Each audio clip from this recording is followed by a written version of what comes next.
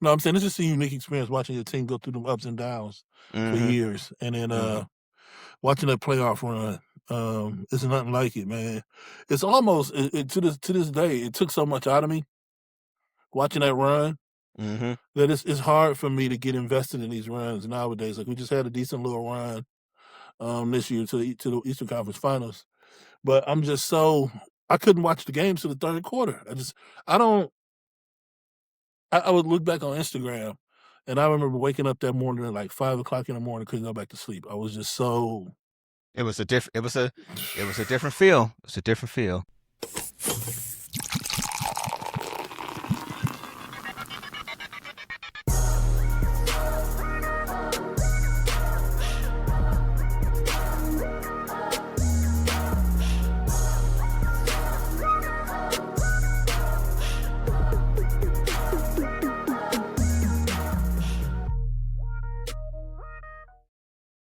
Yo, yo, yo, yo, yo, yo. This is DJ Brainstorm on the mic with you right now, coming to you with a special episode. I've been calling it DMST Conversations. So a special episode of DMST Conversations. You got, as you can see on the screen, you got the homie Big Dev here.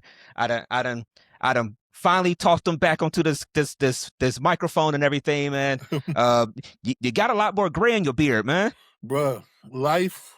It's life.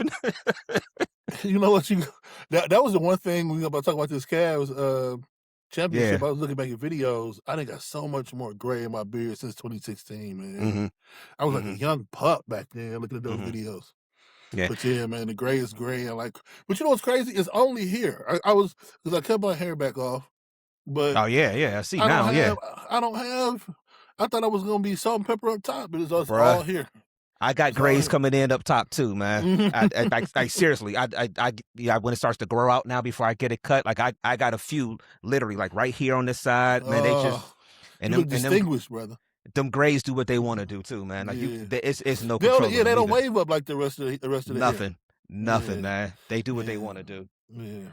All right, so we got a special episode again. This is tomorrow. I'm gonna try to. My plan is to show today. for this. Today. Since We'll it's call out. it today. Yeah. We're recording it the night before, but it's the 10-year anniversary of the Cavs in the 2016 NBA championship. It was the Yes, first sir. time in 53 years, was it? Yep. That the city of Cleveland had a championship, and so I've been looking around, all week long. There's been a lot of people, sharing their stories and things like that. And so I was like, yo, we lived through it just like everybody else did. I'm like, let me shoot Dev a text message and see if he want to record a show just talking about it real quick. And you was game for it, so we here. I guess I want to start like you was just saying at the beginning. Game 7, Yes. you wake up. Let me start there. What's your feeling like when you wake up? How does that day play out for you? I could barely sleep, man. Like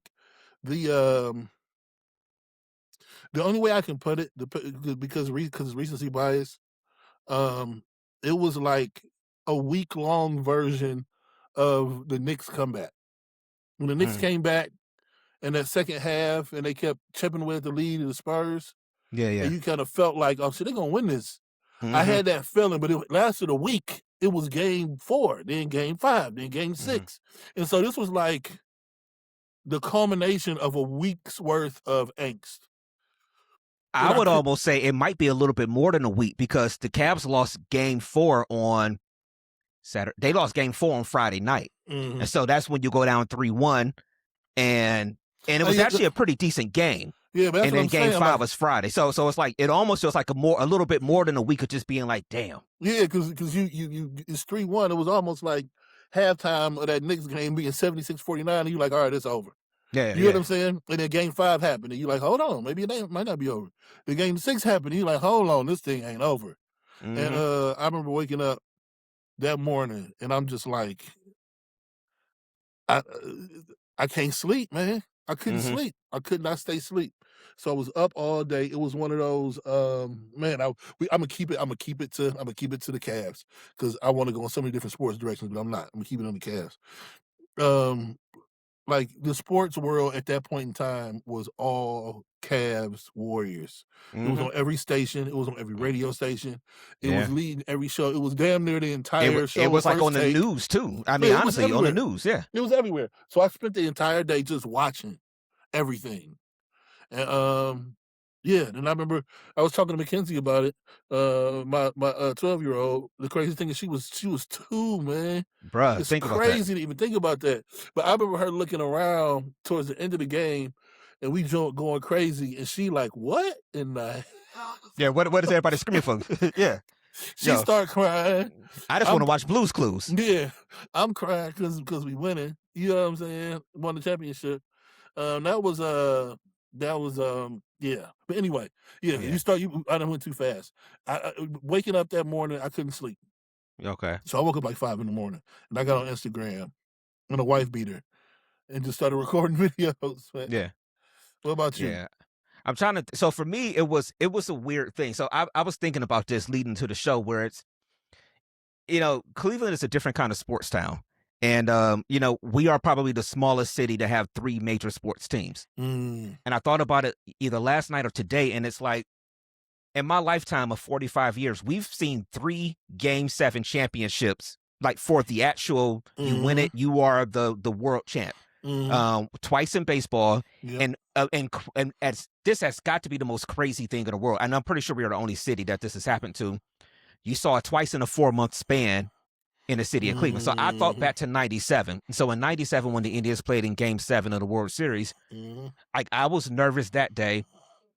And it was just one of those things where I knew it then, like, all right, this is going to be big for the city. It's been a long time. At that point, we were still just basically on the drive, the fumble, the shot, mm, and all that stuff. And I remember that feeling on that Sunday, just leading up to that game and just being like, okay, just as a kid, you're like, oh, you thinking you're going to win. For the Cavs, it was different. I didn't really, I just didn't want to think about it too much. Everything I was mm, doing was trying to be real calculated, mm, not trying to be too high or too low. And thank God we had the podcast mm, because, that killed a lot of time that day. We had a guest on that day. We used to call her Bubbles. But we had a guest on that day. That's when we were doing it in the apartment. We were still in year 1 of the pod. mm, And so we had a good, funny show. And then the show was over. She leaves, and we were just trying to figure out what we're going to do for the game.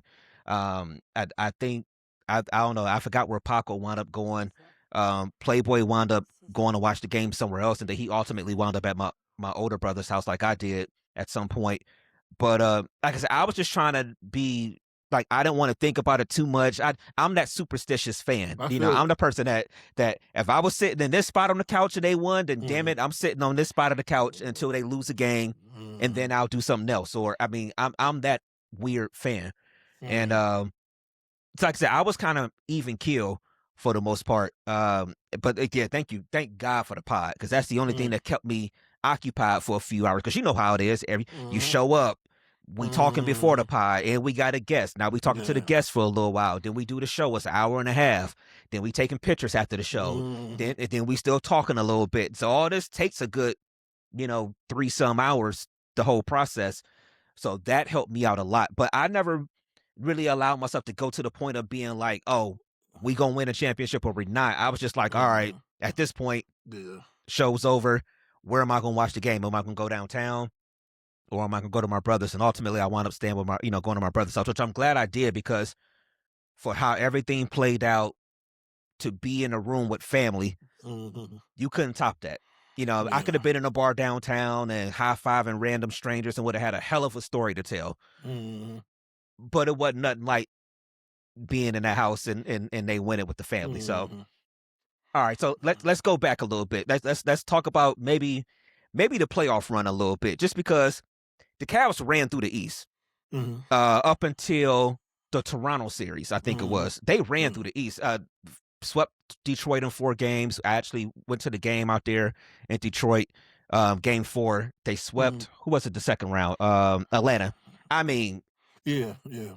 it was nothing in the second round. Mhm. And then they get to Toronto and they up 2-1 against Toronto. Then they go That to was my Toronto and foot. yeah.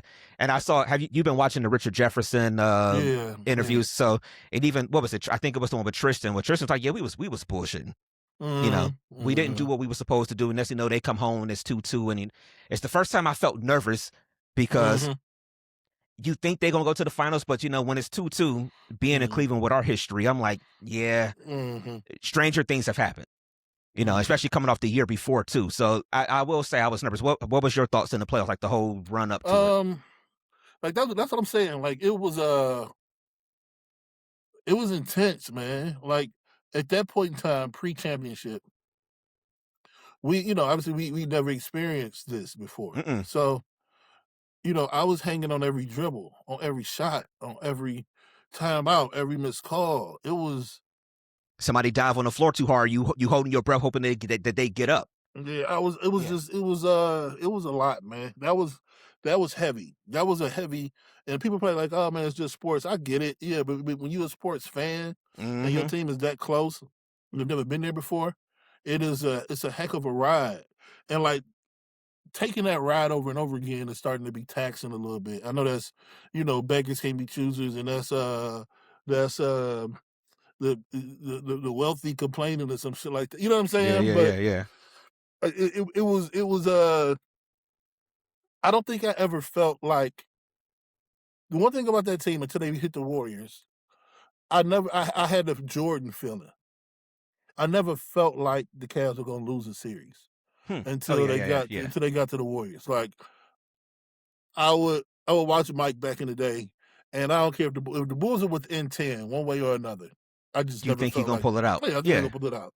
So the Raptors got two, and I'm like, that's cute. You know what I'm Okay. saying? Because I knew when we turned it on, there's just no way we was about to lose to Kyle Lowry and DeMar DeRozan. It's just Yeah, yeah, yeah. it wasn't gonna happen.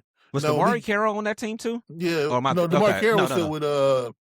was still with the Hawks. Okay, okay, okay. That's right. He was Okay, he yeah. was the lone 9 All-Star. Okay. Oh yeah, yeah, yeah. That Um, the four other starters. Yeah, they did. mhm, Yep, yep. Okay. I'm trying to think um, it was a tough guy on their team. I thought that I'm trying to. Man, They had Amir Johnson, they had Jonas Valanciunas. maybe I'm thinking about Valanciunas a little bit. I don't know. They had DeRozan, Lowry. God, who else?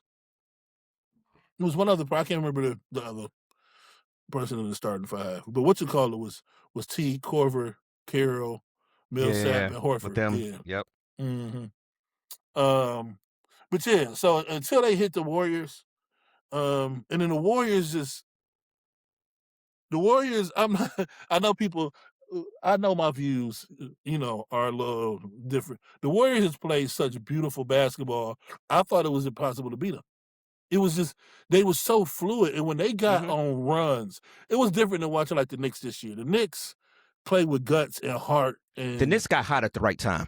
but they was tough as No, no, nails. I'm not taking anything away from them at all. But they got hot. Yeah, they got They were the best team in the playoffs by far. yeah.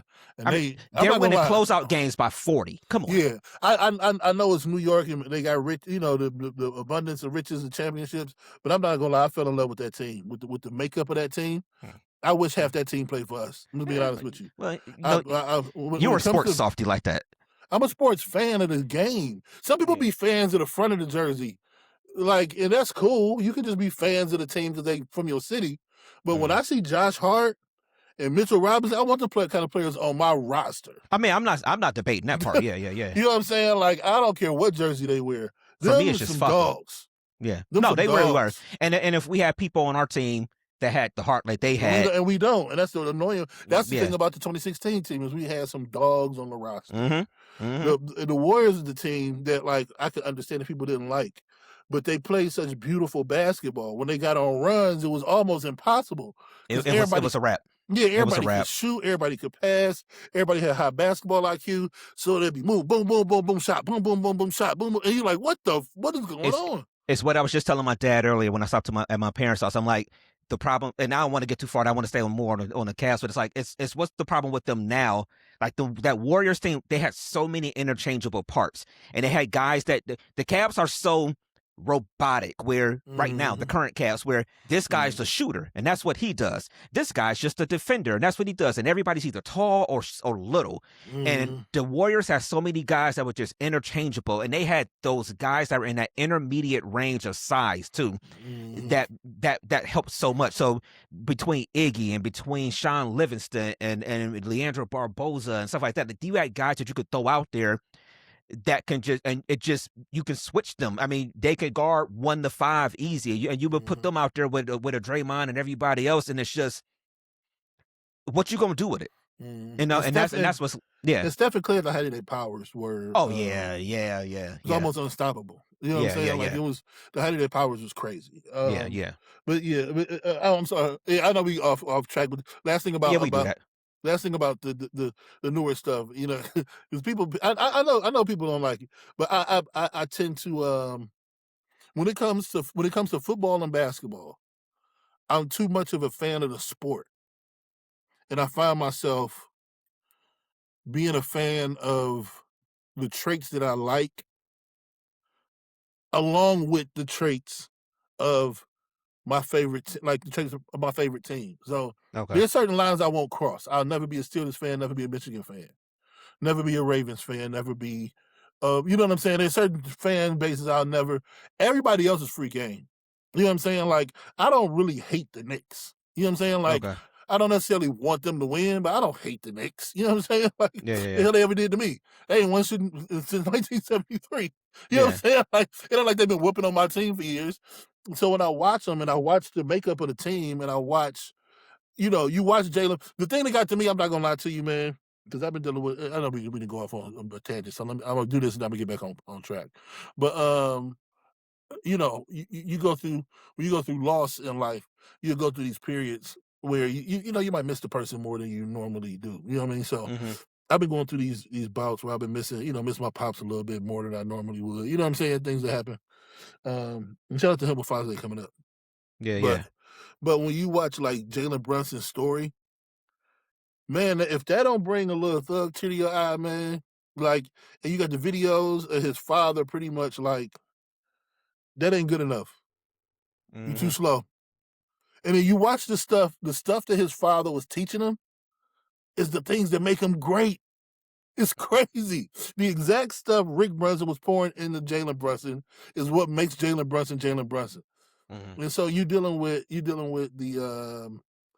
the effects of a parental um relationship. You're dealing with somebody who was an underdog, um, who when they signed him, they was like, "Ugh, they signed Jalen Brunson." Ugh. Being a Cleveland fan, you know Yeah, how that basically. feels, man.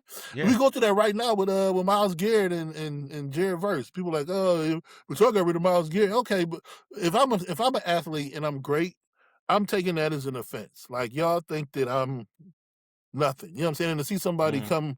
come out of that and yeah, that is what I think endears me most to this 2016 Cavs team is the style of players.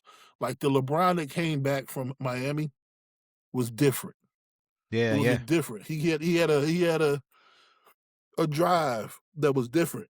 And then you bring in the Shumps of the world and the J.R. Smiths of the world and even the Delis and Richard Jefferson. I remember we was joking about Richard Jefferson in college.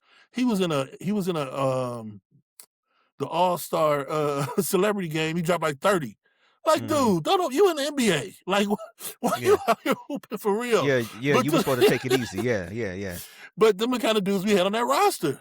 Hmm. You roll the ball out here to hoop, bro. I'm out here to hoop. I don't care who I'm hooping. I don't care if I'm hooping against Timothy Chalamet or Sean Livingston. I'm trying to give him 30. Yeah, yeah. And that's what Richard Jefferson. We had some dogs on that roster. Hmm. Tristan Thompson.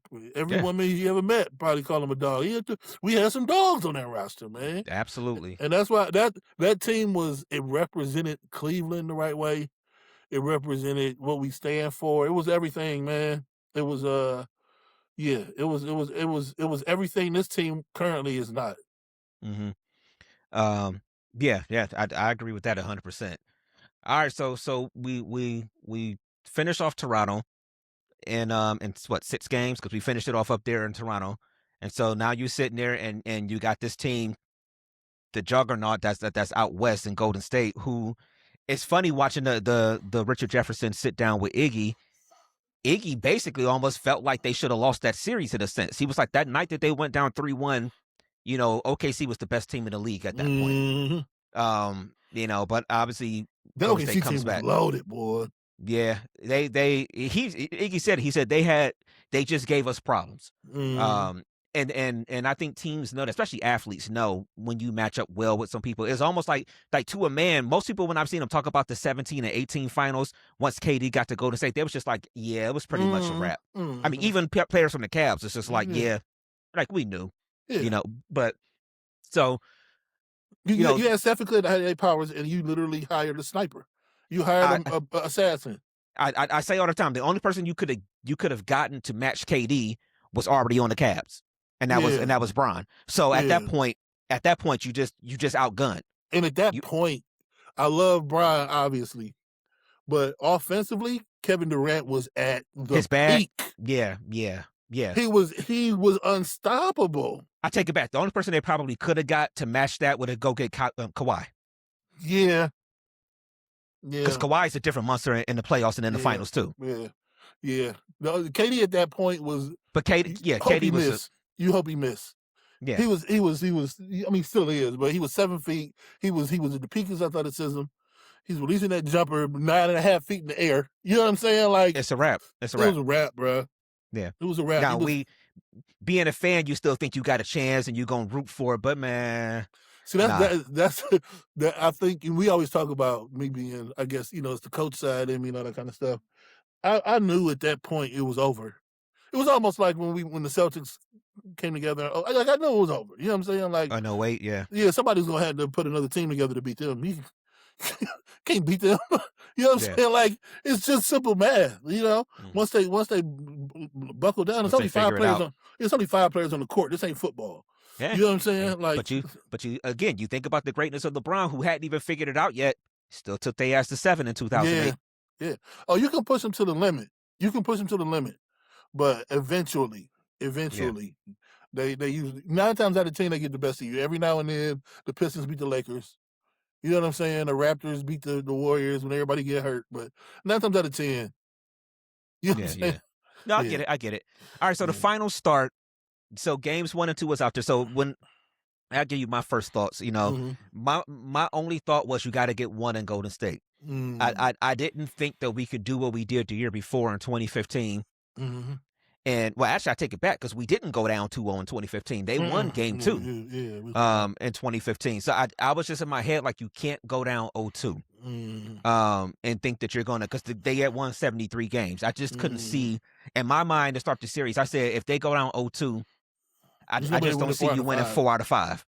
Yeah, Mhm. against that team. So Mhm. that was my thing. In game one, I really remember game one because I want to say I missed the beginning of the game because I was doing something with Paco. Mhm. We had to go somewhere. We was meeting up with some people somewhere. Then we went back to somebody else's house to watch the game, which I Mm. normally would watch it at home. It's the finals. That's the one time I broke a rule Mm. for watching a big game, and I'm wasn't at home. Yeah, I Um, can't I can't do that. yeah, I'm not pretty sure. it was the first year of the podcast, bro. We was Mhm. living, but Okay.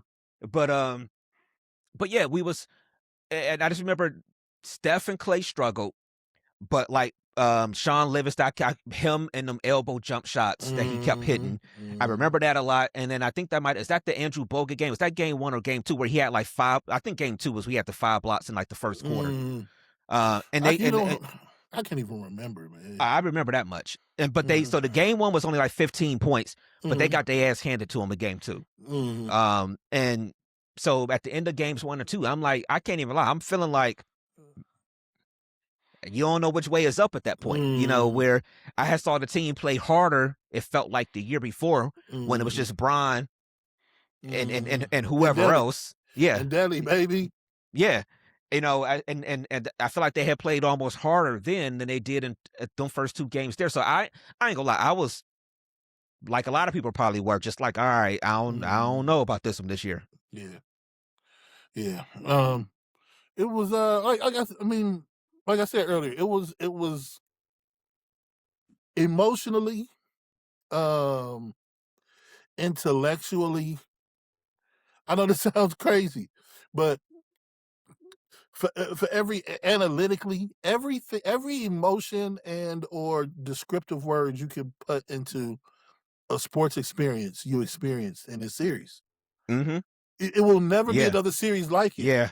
because they went down 0-2, because those feelings are real. You listen to I'm a radio person, like I'm a sports radio person, and like you was saying, just take it back to blend them together. You talking about how Game 7 you had all the stuff going on.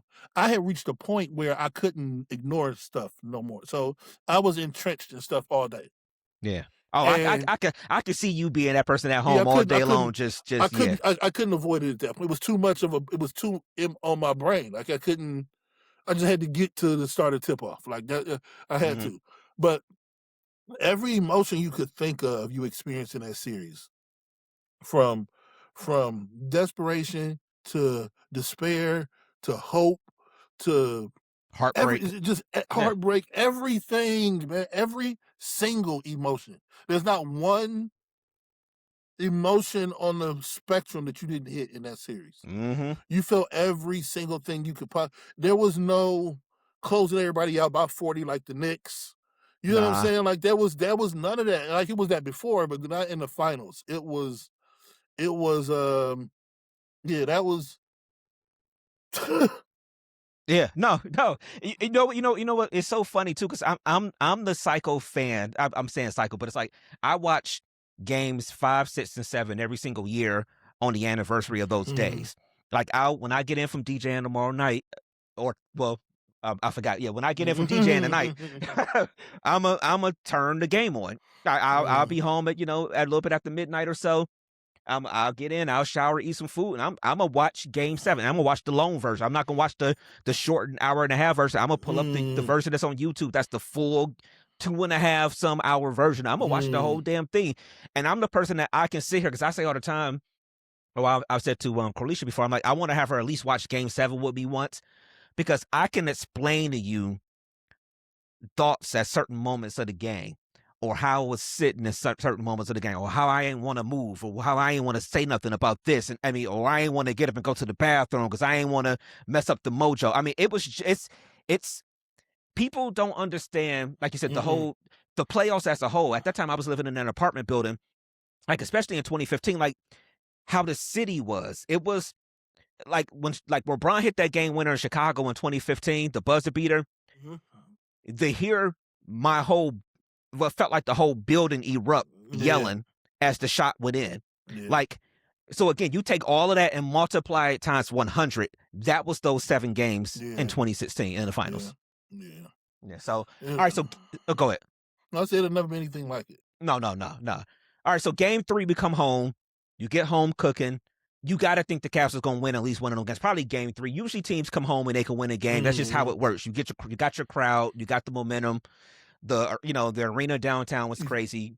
And I always felt like if this scene, I know it's crazy, but this was part of the fandom. This is what I'm talking about every emotion.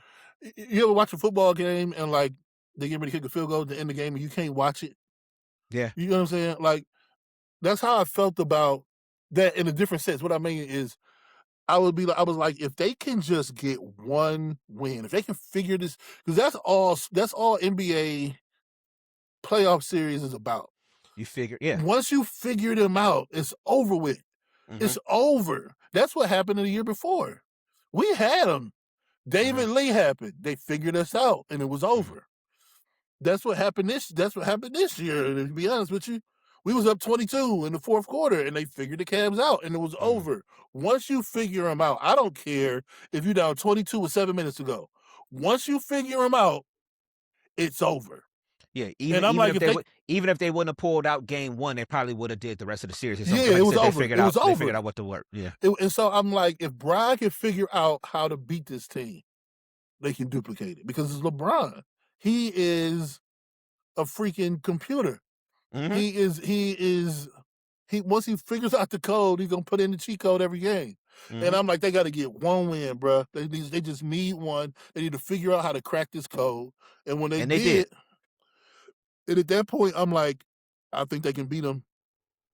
And then we lost, But anyway, Yeah. I mean, it's on game No, 3. no, yeah, yeah. No. That's pretty much it. That's why I was about to move on to Mm-hmm. game 4. So they, like Mm-hmm. you said, it's a blowout. They win by what, 20 Mm-hmm. plus. It's a blowout, and then game 4 happens, and it was actually probably the second best game in the series outside before or next to game 7, because it was back and forth. The Cavs got up, Golden State came back. and I think it was, I don't know if it was, I think it was Tristan who said it in the thing with RJ. He was like, they just messed up some things, some Mm-hmm. switches, some, things like that. And then late in the game, Golden State hit some big shots and they pulled it out in the end. Um, and so it is at that point that I'm like, again, I'm like, now it's 3-1. And I'm like, yeah, I don't know if you're beating this 73 win team. At that point, I was pretty much I kind of thought it was pretty much over. You know what's crazy? I will not lie.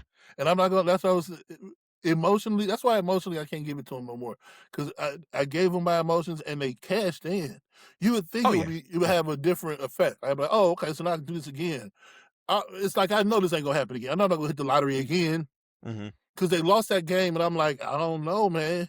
I Yeah, just feel like they got them figured out. And yeah. niggas was like I was crazy, and I'm like, bruh, they figured them out. It's no Draymond in games. The same thing. It was crazy. But we didn't know right away that it was going to be no Draymond. I mean, Remember, we found out. Yeah, we knew a couple. we Days. thought something might happen. Yeah, we knew like you said a couple days before game. Yeah. Well, like a day or so before Yeah, game 5. But so, we didn't know in the immediate aftermath of no, not in them the walking immediate off that aftermath. court. We like, no, not that. I'm talking about once I started having conversations with people. Yeah. I'm like, there's no Draymond for game 5, and it was crazy watching Shumpert because I guess Brian said the same thing to them. Mm-hmm. Like they got no Draymond game 5. We win that game. We coming back to Cleveland. We gonna win game 6. Like I was in the same. Once I realized they weren't gonna have Draymond for game 5, Mm-hmm. like we win in game 5, and then game 6 is back in Cleveland.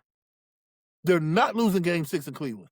Mm-hmm. I think it's going to 7, and in 7, who knows? Yeah. And I would sit there and I believe this from the bottom of my heart, and I'll be damned.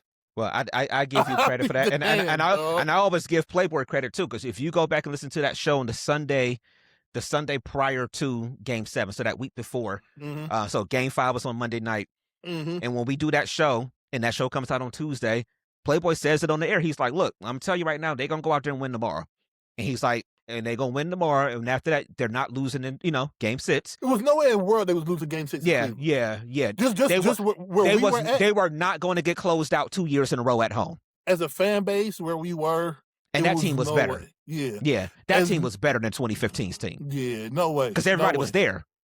Yeah. So yeah. So I do give Playboy that. Again, I'm not getting too high, too low. Mm-hmm. I'm just like, yo, we just got to go get Monday night. We got to go get Game 5. All right. So before I even get to Game 5, I think one of the most memorable things of the series is the interview session between Game 4 and 5.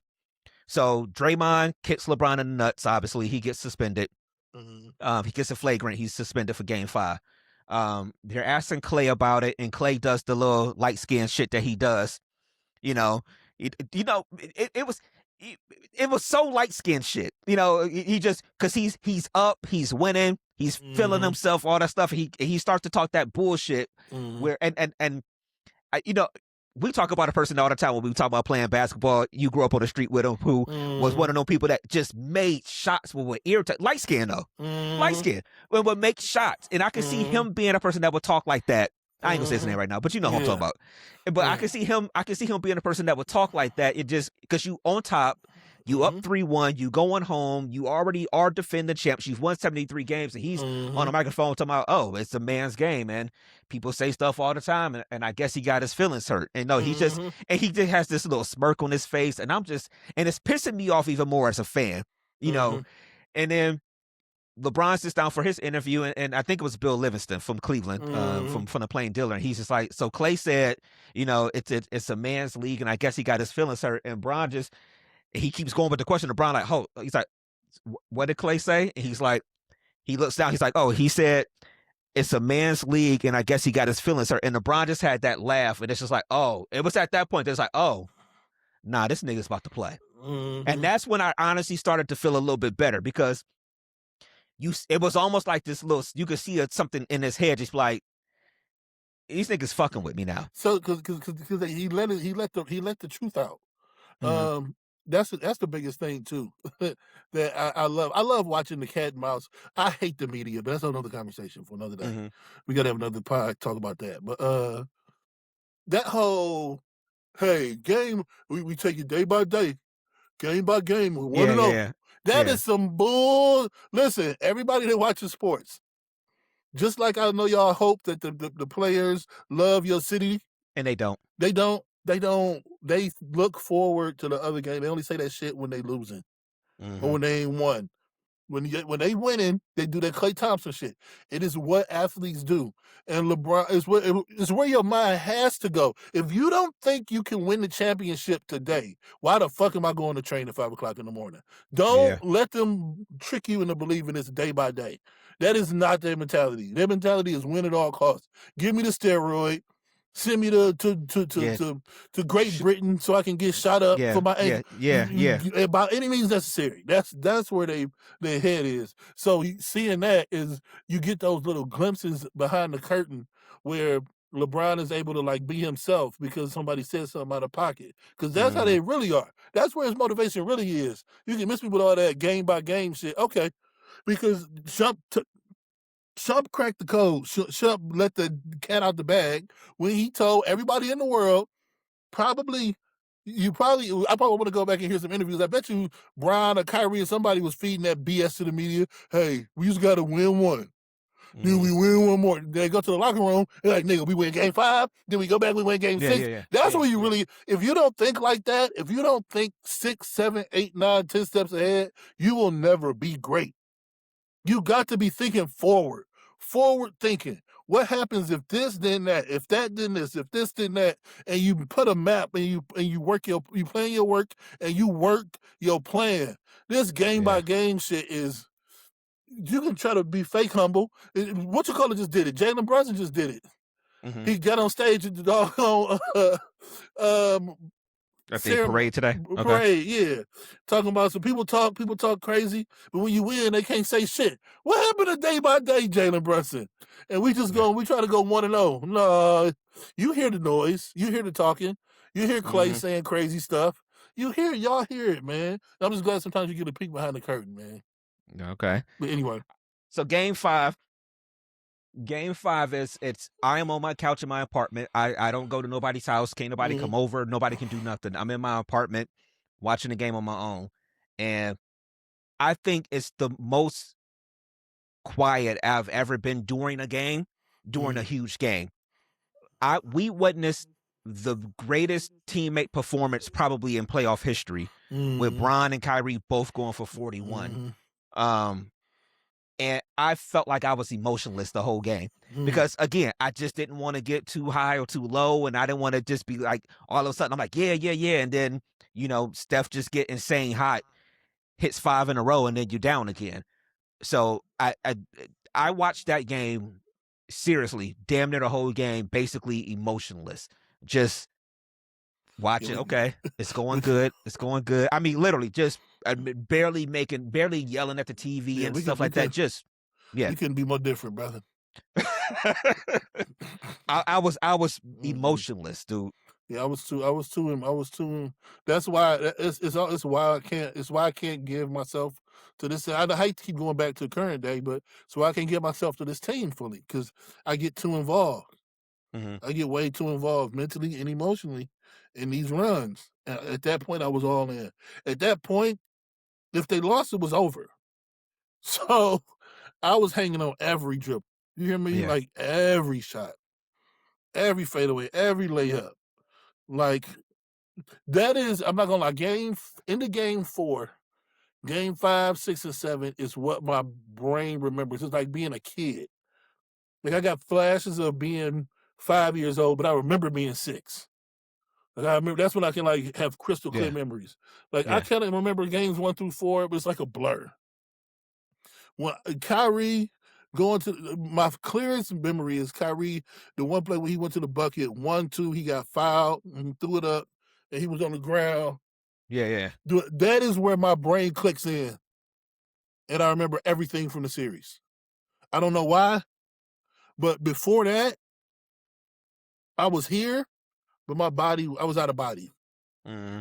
But when Kyrie, I think it was the third quarter of that game, when Kyrie came out and said, "Ain't nobody on this other team better than me." Hmm. When I realized that Kyrie was the second best player on the floor, I thought it was Steph for a while. I was like, Kyrie the second best player on the No. floor. And honestly, Clay had a better game than Steph that night. Steph gets a lot of passes for a superstar. I don't care. I know I respect him a ton and what he's able to do. Steph gets a lot of passes for a superstar because Bron couldn't have had the game that Steph had in Game 7, and people gonna be like, "Oh, okay." They don't even talk about the game Steph had in Game 7. Yeah, at all. But I think we properly put Steph where he's supposed to go, though.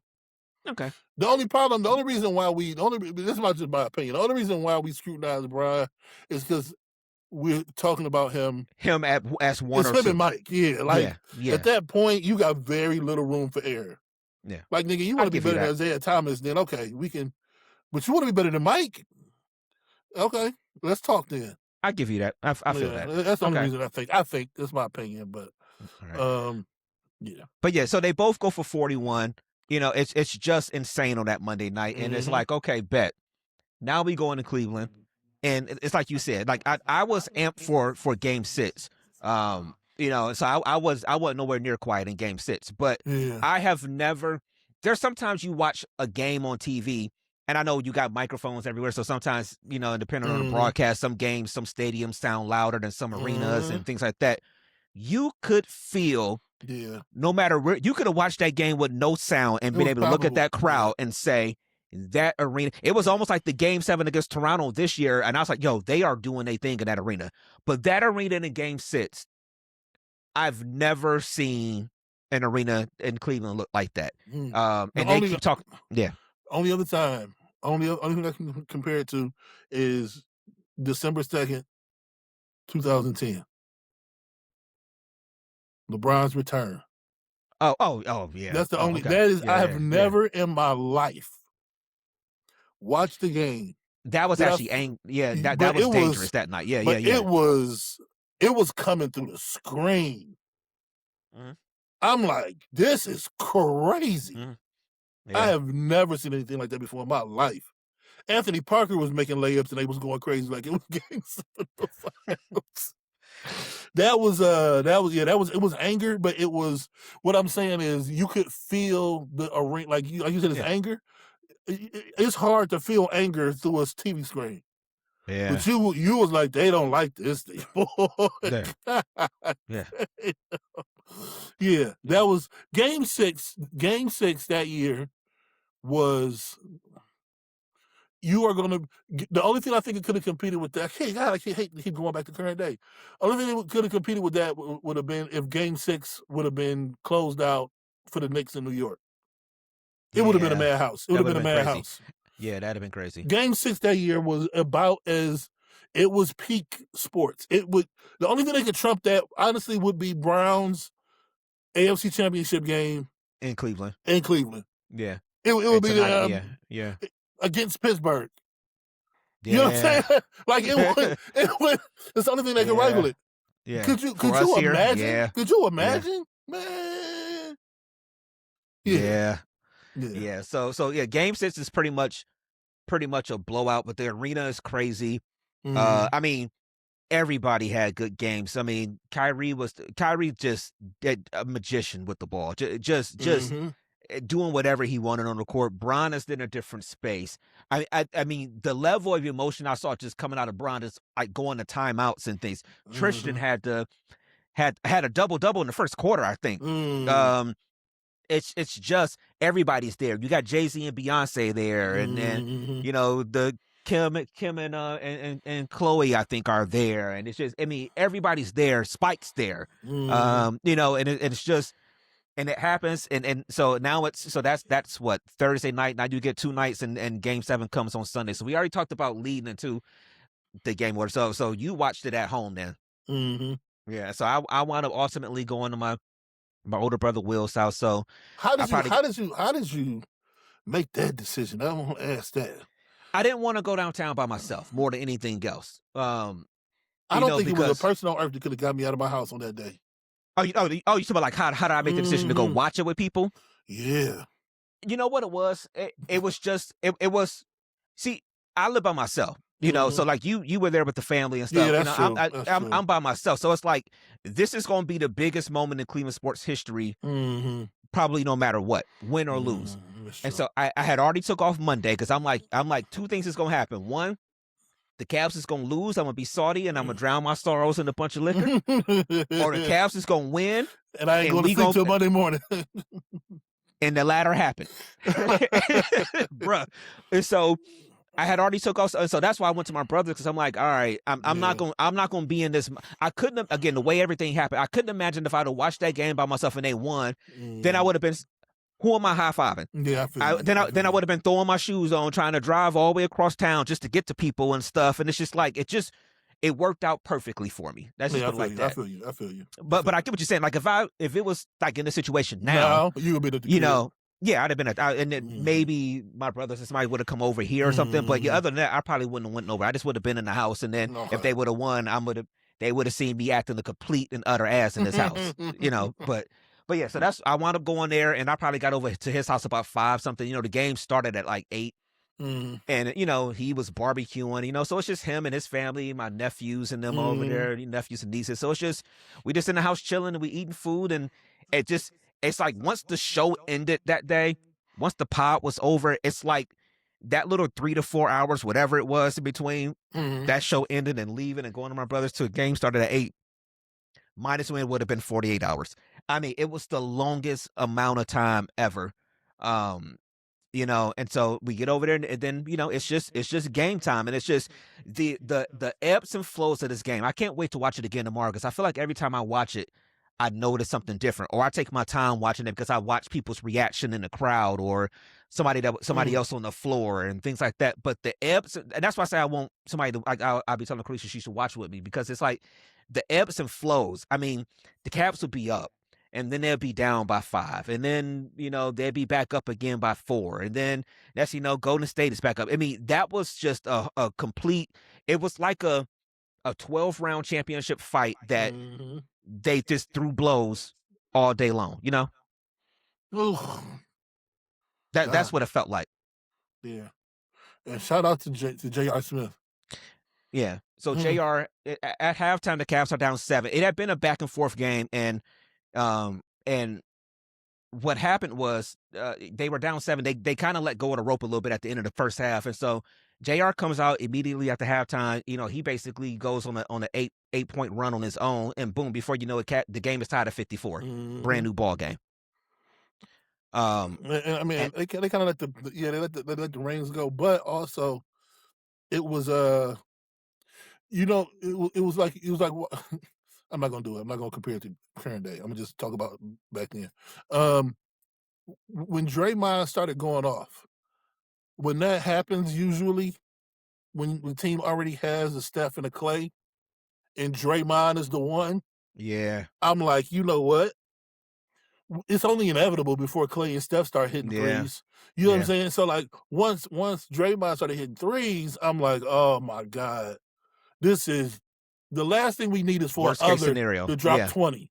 Yeah. Oh, that's the last thing we need, man. Hell, he damn near had a triple-double in that game. Yes, man. That's where I thought we was going to lose this game, was that we was going to let Draymond Green ride in on a white horse. I wouldn't have been able to live with it. Like if I can live with Clay and Steph beating me. Draymond's punk ass out there, he couldn't miss in that first half. Man, he couldn't miss. You know? That's why I said shout out to J.R. Smith. J.R. Smith, not just, I mean, he hit threes. He hit one where he was kind of like coming off of a down screen. Yeah, yep. And somebody had set a nice little like screen for him to really get him that little bit of extra space he needed. He was fading. And he hit that one, and I'm like, dude, you just calmed down a region. Yeah. You didn't just calm down a team. You didn't calm down an arena.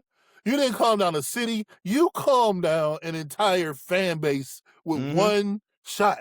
Like when the 8th point to go on that little run was like, okay, all right. Because I felt like because if that would have been a flip, if that would have been Clay who gave us 8 straight and pushed that 7-point lead to 15, it was curtains. It was curtains. Yeah. Whoo, yeah, that was huge. Yeah, and so like you said, he does that, and game is tied, and it's just like after that, it's just. I mean, because at some point the Cavs had actually got to lead up to about 7 points on their own, I think, in the second half. But Golden State keeps fighting back, and then it's just the fourth quarter comes, and Well, I do want to say this too. Kyrie had a hell of a second half. Mhm. The 1-and-1 he had where Draymond like slaps him in the face and he still like throws this crazy left hand angle when it goes in. Mhm. Kyrie, and maybe I'll mention that at the end. Kyrie is such an enigma in Cleveland sports history because we don't have that championship also if it's not for him. And it's not just about the 3-pointer he hit. Mhm. He needed to be that motherfucker that he was in that Mhm. series. And I say this all the time. He was outplaying Steph in 2015 until the knee injury. In Mhm. game 1, his numbers are better than Steph's numbers. He was giving them the business. He outplayed Steph in the finals. And it And you was know almost like, I think it was Tristan or Shump in one of the RJ things. And it was just like when they realized, like, oh, he don't want to guard Kyrie. And that's when they started trying to, Mhm. it must have been Mhm. Shump when you somebody they figured it out. And that's when it's like, Yeah. oh, no, we about to keep going to this. Mhm. He didn't want no parts of Kyrie. Yeah. He didn't want no parts of Kyrie or Bryant, and they kept switching. Yeah. But he's such an enigma for Cleveland sports history because it's like, for as much as Cleveland wanted him, there's this part of things that it was like he didn't want Cleveland. And I know So that's a different topic. yeah, I so know. real quick, no, it's okay. Because they was talking about this and it grinded my gears. I wish our reach and our voice was louder so we could debate or combat some of these points of view. Um and this is I'm not talking about I'm not talking about you or anybody in particular. I'm talking about in general. Because this is what you didn't say this today. Um the people who don't play or didn't play, it's this fantasy that it's a fantasy that everybody is red ball express till they die, or big red Mhm. football till they die, or let's go Cabs, or man. Some people just like to hoop, and they mama raised them off hating. Mm. Okay, one of the prerequisites to play basketball or football or baseball or run track is not you got to love the team you play for. That Mhm. is a myth Most of the for people don't, people.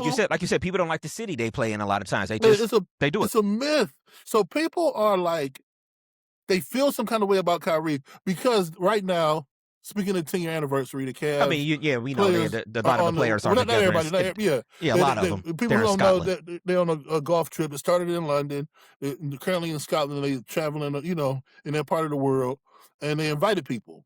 Some didn't come because he was a part of the next parade. Um, and then I guess Kyrie is doing some kind of basketball camp for kids in Mhm. Jersey. And so he didn't come. And people are like, man, Kyrie was part of the team, and the fact that he didn't come is I don't okay. care about him being at that I personally, I don't care about the whole celebration. Well, I care about it, but he ain't got to go. He He ain't got to go. he don't even gotta like them. He might not like. Listen, look, the one thing Trump said about LeBron, which is pretty cool, I guess, if you want, he said that look, one of the things that made LeBron great was that LeBron got great. I don't know if you saw his interview on with Tony Allen, and it was dope though. Nah, Out I the haven't watched mud. that one yet.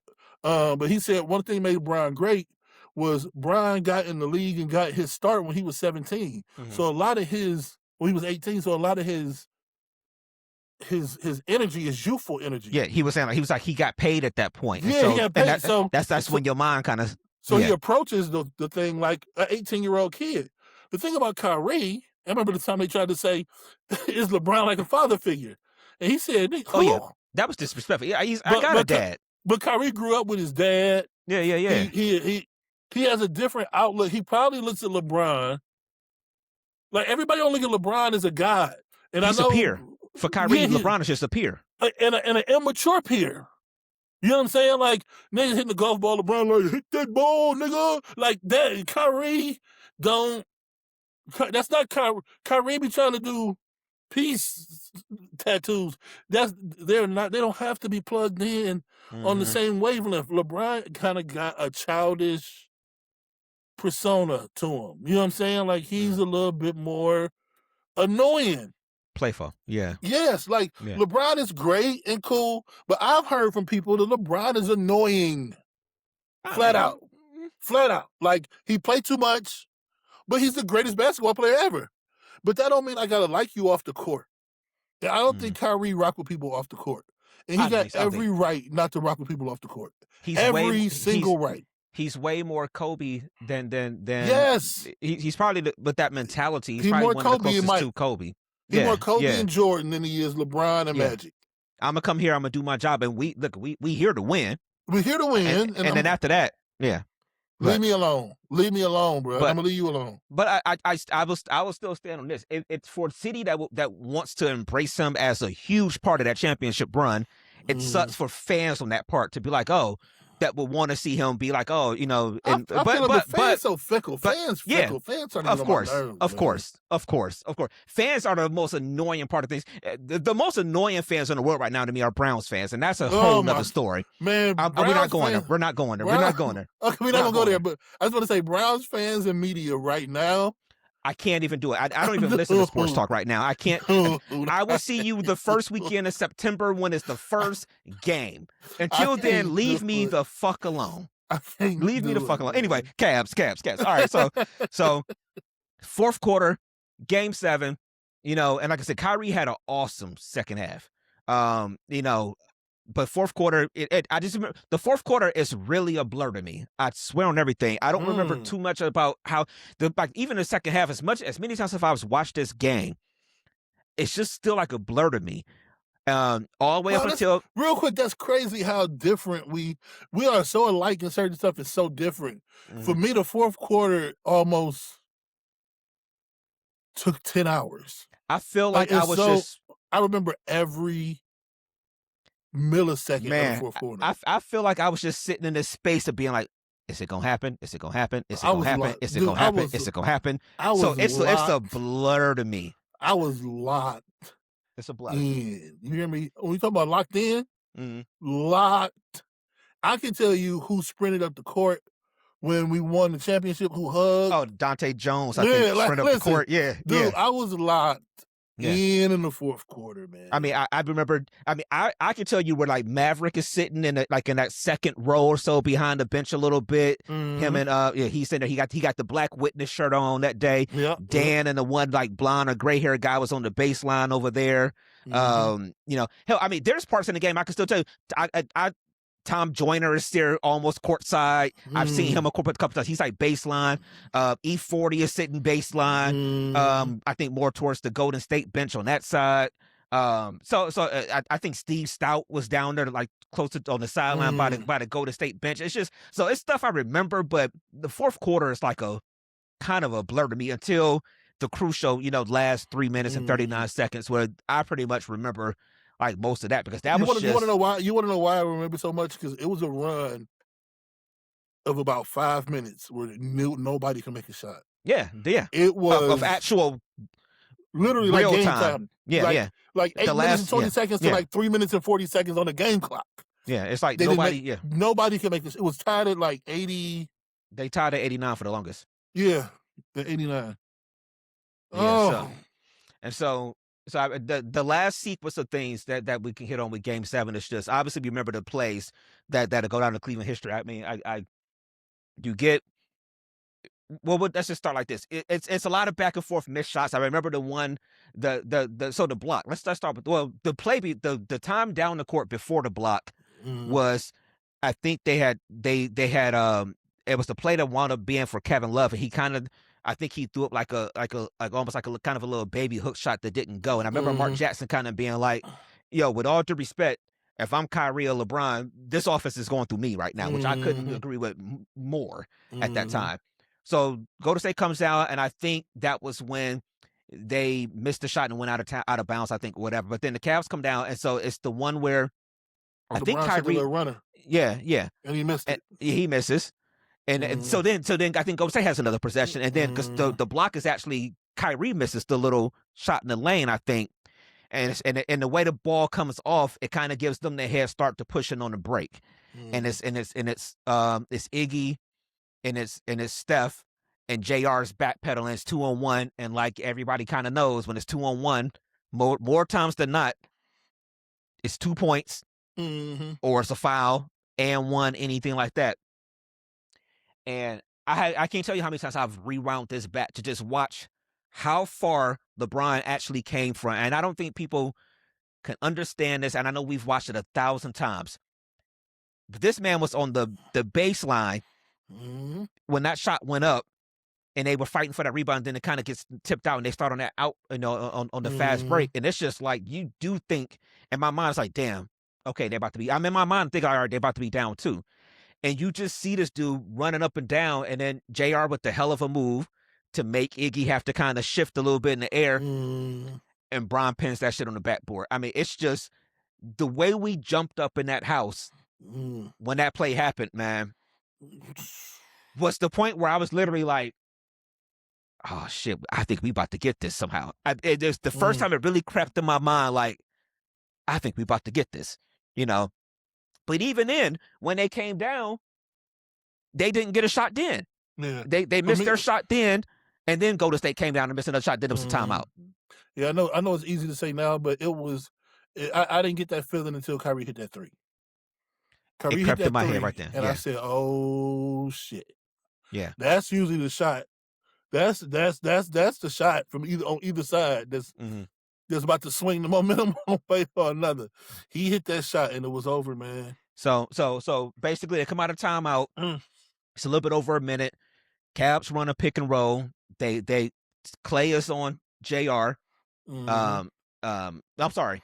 Clay is on Kyrie. Steph is on JR. And they run that pick and roll. I think they had to run it twice because the first time they didn't switch it, and so they did it again, and they got them to switch it. So it's Steph on Kyrie, which is what they wanted. It's almost like when they went, it's almost like when they played a replay and Mark Jackson's like, we got the switch, now it's time to dance. And he, like you said, he rocked them, boom, boom, boom. Sleep. Step back. Well, basically it was more like a sidestep into that 3-pointer, put it in, and it's a little bit under a minute. And the first place my head went to was, they about to do this, but you better get back on defense. And no timeouts. That was the best thing that happened to me, because I would have had a heart attack if Golden State would have called a timeout. And I don't even know if they had them. I'm guessing I don't know. But since they kept playing, it's like it made that last minute feel like it's going, even though it felt like forever, I was just glad the clock didn't stop. Bro, I wouldn't have had 2.5, 3 minutes for commercials. I wouldn't have had it in me. And so obviously they come down. I don't know, what's your thought process at that time? Because they come down and now you're about to get into the Kevin Love stop. I might get one stop. Get one stop here and get a rebound and get fouled. You know what I'm saying? Like, whatever you got to do, get a stop. That's it. So they do.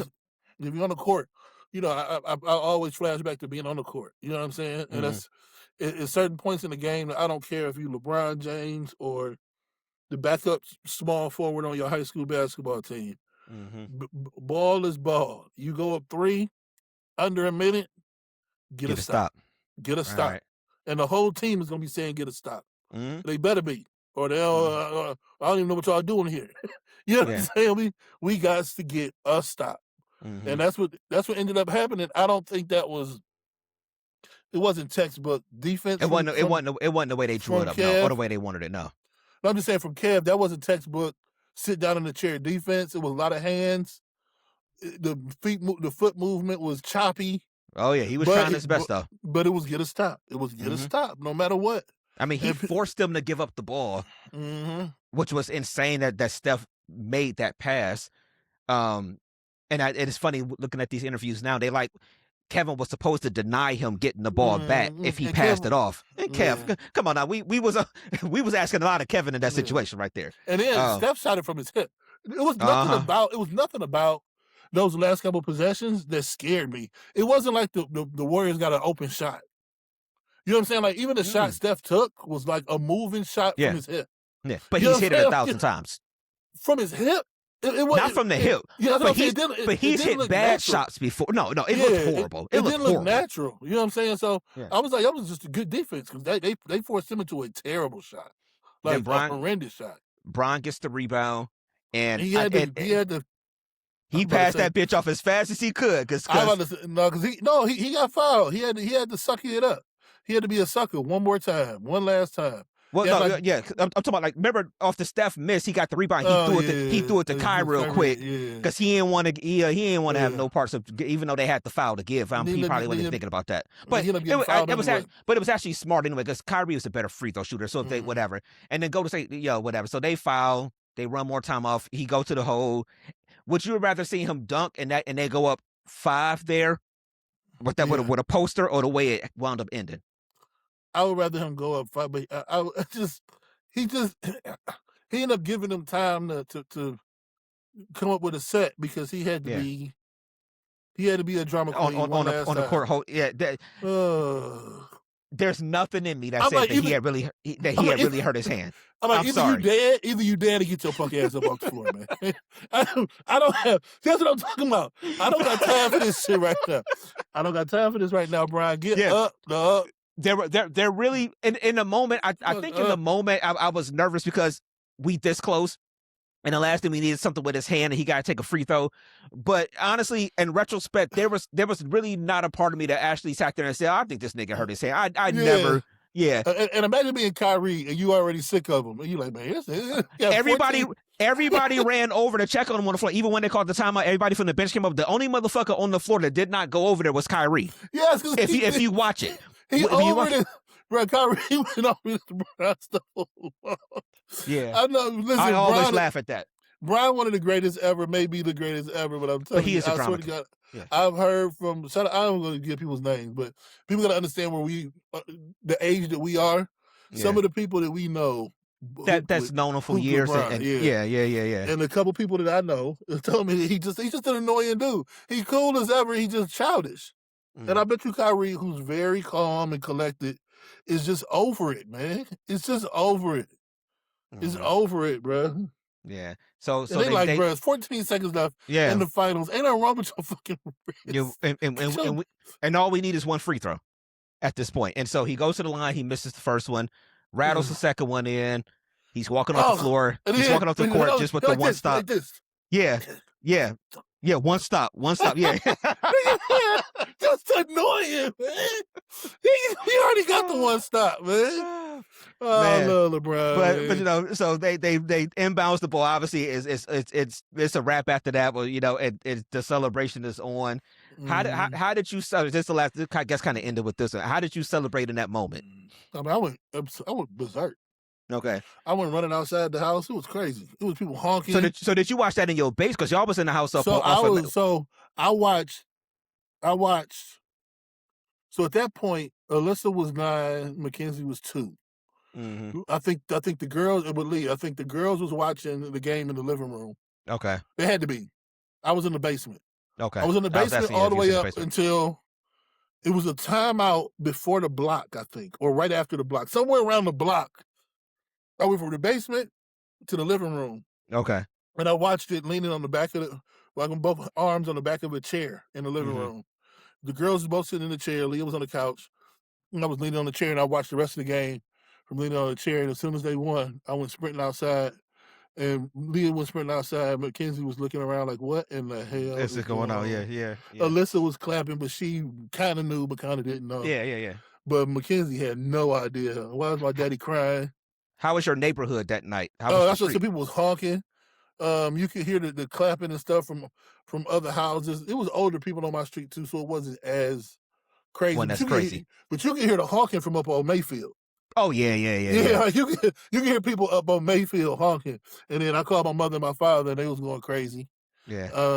That was a night. I think I talked to my brother. I talked to a billion people that night. Mm-hmm. And we was gonna try to go downtown, but we ended up turning on the news. They had shut off downtown. Yeah, they had shut it off, so we ended up not going. Yeah. But we went to the parade. We was there on Superior on like what was it, 9th? We parked at Enterprise on 18th and walked down. Okay. That's when Leah was still working at Enterprise. Mm-hmm. We parked at Enterprise, walked down. But anyway, I'm going too fast. But yeah. I remember I was working for Easter Seals, and I ended up having visits and stuff the next day. And I ain't gonna lie, I cut my visit short. And I got home. I cut home to watch them getting off the plane. What's gonna have the Ultimate Warrior shirt on with the trophy? Yeah. Let me tell you something, bro. About the time they was getting off the plane, it's probably about the time I was just coming too. Bro. Man, I'll tell you some of it off the man. Look, man, we just when that clock hit all zeros, we just exploded in that house, and Yeah. I jumped into my brother's arms. I think we fell on the floor. I mean, literally, it's just we went crazy, Mhm. you know, in the house. I mean, I know all the stuff we watch. You know, we start watching the trophy presentation and all that stuff, but you just Mhm. it's a trance. You're in a trance, and then at some point, Playboy came over, and we just celebrating, man. I think I had took a bottle because I had been on a cruise earlier in that year. I took a bottle of the Mhm. Hennessy White over there, and I don't think I had opened it, or I had barely took a little bit out of it, man. We put a dent in that bottle that night, man. Mhm. And we just had a good time. It's like, I remember like you. He lived on Royal off of St. Clair, Mhm. and I mean, you go outside, and you know, so we in the hood, bruh, Mhm. going crazy in the hood. St. Mhm. Clair's going crazy. Everybody's hunking and everything, and it's just dope. Like I said, Playboy came over. We was chilling. At some point, you know, we left and we went over to my parents' house in East Cleveland, and we just go over there to share a moment over there, hugging my parents and stuff. It just was one of them things you will never ever forget the whole Mhm. thing of how the whole night happened. I mean, just going over there, you know, we put the nephews in the car, we went over there, we got a couple of pictures of us in the house and everything that night. Mhm. And we go back to my brother's house, continue to turn up a little bit. Then I remember I get in the car going home, and I'm passing police all the way. And I think the coolest thing I think about that night was that police was just like, yo, as long as y'all ain't doing nothing stupid, Mhm. you know, something crazy, crazy, crazy. Of course, downtown was crazy, but Mhm. they're like, yo, you know, sometimes you ride through the city late at night and the cops just kind of sitting on the parking Mhm. lots. And they would have their lights on and stuff. It was just, and people were still riding around honking and stuff. They was just like, yo, as long as y'all Mhm. ain't doing nothing insane, don't make me Yeah. have to work. Yeah. Y'all good. You know, and I got home and it was just like, bruh, the sun was up before I went to sleep. I'll tell you that much. Mhm. The sun was up before I went to sleep. So, like I said, by the time that I woke up and they was getting off the plane, actually, no, I set an alarm for 9 o'clock because I wanted to turn Mhm. on the radio show because I wanted to hear Mhm. them talking about it. Um, but then I kind of went back to sleep, and then I think they I think they landed back in Cleveland like a little bit after noon or something like that, Mhm. and watched that on the news. Like you said, just watching them all get off the plane, and LeBron is the last one to come out. He got the trophy with the Ultimate Warrior shirt on and stuff like that, bruh. Can't beat it. Mhm. Can't beat it, man. And then, like you said, then the parade. You know, I spent a whole day downtown. I got downtown at about 7:30 because we were at the end of the parade. So the stage was in front of us, but we were on the back half of the stage. So Mhm. I'm in that section. It's like me and Paco. Toya had came in town with her dude. She's over there. Mhm. Somebody else that graduated, which I can't think of her name right now. They had came to our one pod in R&B in Euclid. No, okay. Yeah, I think you know what I'm talking about. I just can't think of her name right now. But like Mhm. that, so it's like a couple other people from Shaw was up there in that area. Mhm. So it was a good little group of us right there, and we chilled, and you know, parade was all day because Mhm. you know not enough barriers and all that stuff. But it's an experience that I wouldn't trade for the world, man. Even I was out there all day, even though it was a million plus people out there with no cell service because it was too many people and it was hot as hell and where was you going to get food from? And once you It left was your hot as people, it hell. was going to be hard to get back to them. All of those things. I put up with all of it to say I was at that Cavs championship parade, Mhm. you know, and again, you know, that's what, you know, I guess I can kind of end my part on this. I get what you're saying when you talk about these playoff runs. It takes years off of you when you are Mhm. truly invested as a fan. It sounds weird, but the people who are not fans like that, it sounds weird to them. For people who are fans, we did this for 4 years in a row. 2015 was hard. Shit. 2015 was hard. So when you talk about 2016, you're down 3-1 and had to go 7, and it goes and it's Mhm. a 4-point game in game 7.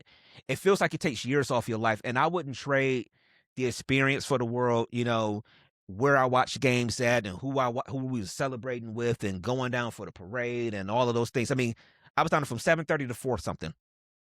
You Mm. know, by the time that parade finally ended, all the speeches and you can get out of there and all Jesus that stuff. Christ. That's what it felt like. I think it was like 3:30, 4 o'clock. No, we got down there at the start of the parade. No, Yeah. because we was at the end, so everybody had to get to we wanted to see them at least get to the stage area, so we got to see everybody getting up the cars at the end, and then we watched the parade on the big screen that they set up out there. Man, I wouldn't trade it for the world, man, at Mm. all. So, well, again, we just wanted to share our experience with this, man. It's been 10 years, and I don't know what the next Cleveland team is going to be that's going to get a title. I mean, We know what it is. We know what if it if if is. If I had to bet right now, honestly, I might put my money on the Guardians because they're there more times than everybody else.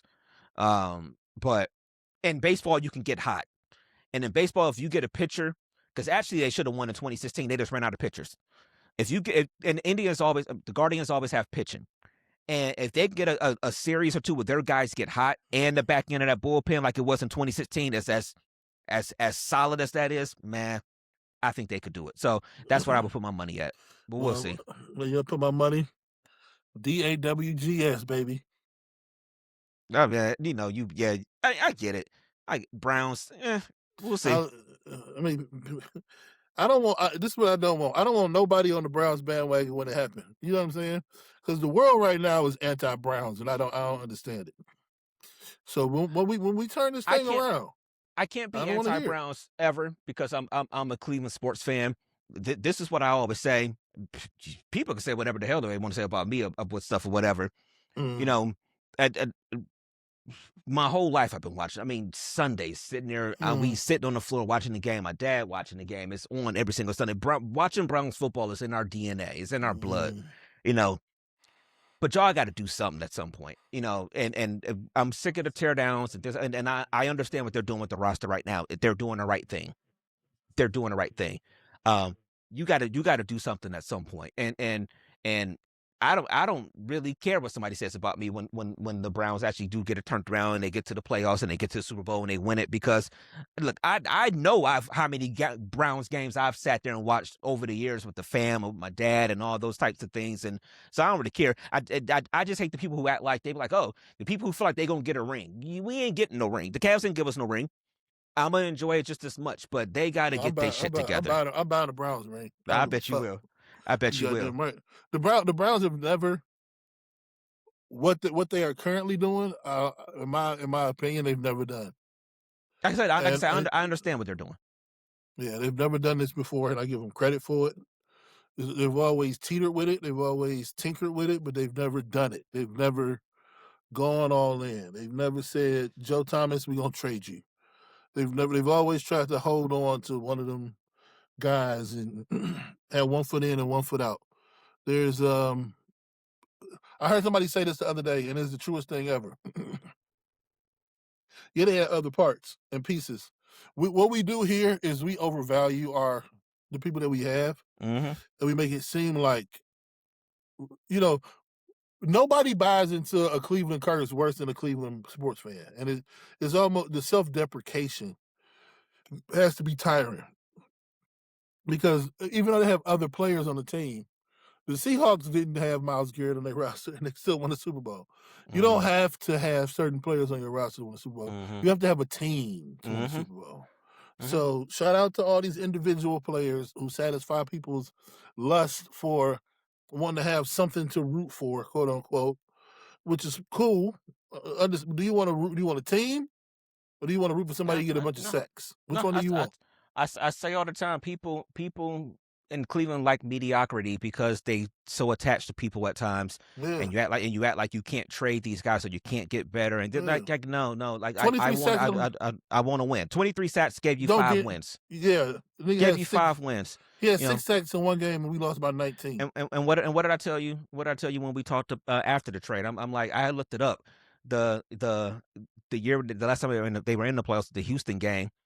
The guy that y'all say we can't trade, we can't trade, we can't. The man had 2 tackles in the whole game, Mm-hmm. and they lost 45-14. Yeah, So exactly, man. let's try something else. But anyway, I'm Build a I'm team. I'm gonna stay with the Cavs. So again, it's good going down memory lane, reminiscing. What people don't know is that like even with this year, like we talked damn near back basically after every Cavs game in the playoffs this year, damn near.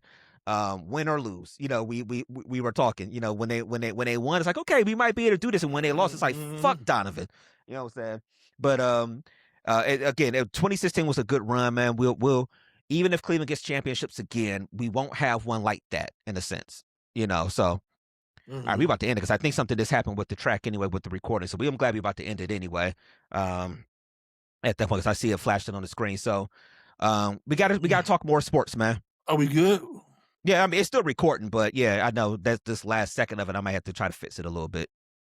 Oh, I But hit a yeah, but button. we're still recording. But yeah, Uh, no, it's all good. We about to end it anyway, man. Like I said, we gotta talk more sports, man. When you find some time on one of these Sundays, man, sit down with me and Ulysses. Let's all rap. Playboy called me today, man. He still wants to try to do a pod and R&B, man. So we need to get some stuff together, man. We need to step I back should out as DMST.